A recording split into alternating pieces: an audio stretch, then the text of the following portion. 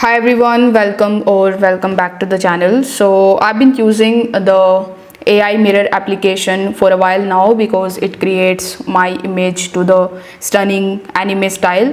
But now I have decided to cancel the subscription, and if you also want to do the same, instead of using the cancel subscription option in the AI mirror application, I would recommend you to try this method because it is very easy and it is just going to cancel the subscription without any problem.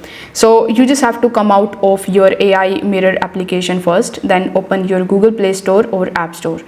Over here you will see your profile icon in the top right hand corner, so simply tap on it. Here you need to select the payment and subscriptions option, and now tap on the subscriptions option.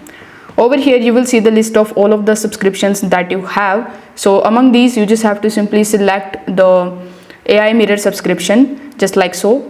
After selecting it, you will see the cancel subscription option in the bottom. So you need to simply tap on the cancel subscription, select the reason of cancellation, and you need to confirm your cancel.